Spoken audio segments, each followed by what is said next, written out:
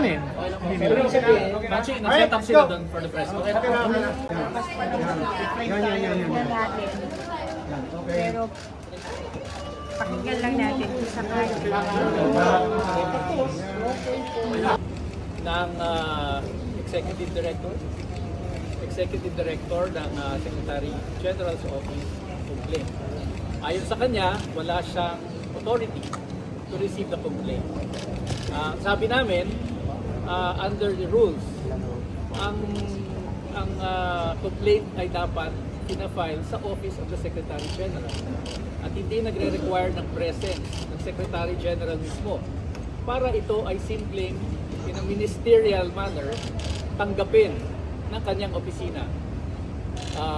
At yun na nga, ayaw nilang tanggapin. So ang ginawa ko namin ay nag-iwan kami ng kopya doon sa opisina, and as far as the complainants are concerned, we have complied with the rules na final namin sa Secretary General ang aming complaint.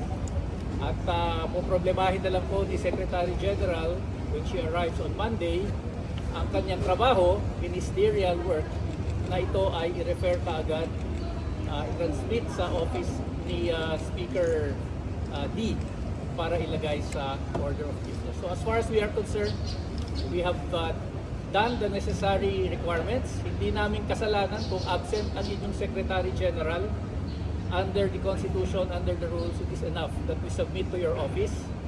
At we expect that on Monday, this will be transmitted to the Office of the Speaker, and the Speaker will transmit it to the Committee on Rules para mailagay na ho sa order of business. It was not received or signed?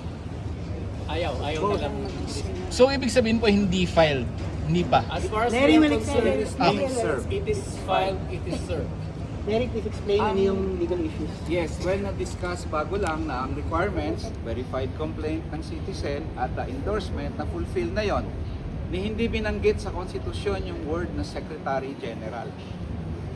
Ang House lang ang naglagay ng Secretary General, sinunod naman namin. Ang nakalagay doon, Office of the Secretary General. So sinunod pa rin namin yan sa office. Ang explanation ng Office of the Secretary General, wala dito physically ang Secretary General and hindi nila pwedeng tanggapin. Ang tanong, mayroon bang nagpo-prohibit sa inyo na tanggapin ito despite the rules of the House? Walang nabanggit na prohibition. So para sa amin, in fact, ang nag-deviate sa rules mismo ng House, yung Office ng Secretary. Kasi yun naman nakalagay sa rules. Kaya para sa amin, that impeachment complaint is deemed filed. Why? Because we delivered it to the Office of the Secretary General. Sa ilalim ng rules of court, pag hindi physically present yung subject ng isang papel like a court process, in this case, impeachment complaint, ang substituted service, iwanan mo sa residence o sa office ng subject. Iniwan na namin, tinanggap naman, so para sa amin, it has been served by substituted service to the Office of the Secretary General following the rules of the House. Kami ang sumunod sa rules of the House, at kung hindi susundin ng House ang sarili nilang rules, hindi dapat burden yan sa mga impeachment complainant, sa private citizen. So yan ang aming procedural na explanation ngayon. We have filed it by leaving a copy of the impeachment complaint with the Office of the Secretary General. Sir, wala Dolce, yung kayong... speaker, sa speaker, Dolce. Explain muna natin yung sinabi. Kasi may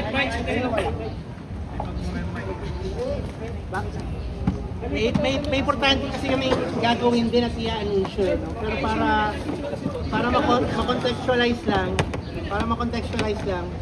tinanong kasi natin yung Executive Director ng Office of the SecGen, meron naunang na-transmit sa Speaker at walang pumipigil sa Speaker na ito ay i-refer sa Justice Committee as early as Monday when the session resumes.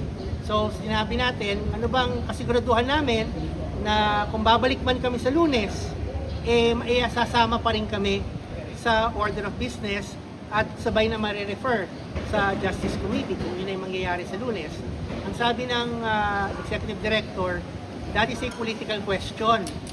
Hindi niya pwedeng sagutin or bigyan kami ng assurance na sa Lunes, kahit mag-file kami, ay may sasama pa kami sa order of business at sabay na marirefer sa Justice. Sige. Ayan, naka-video na.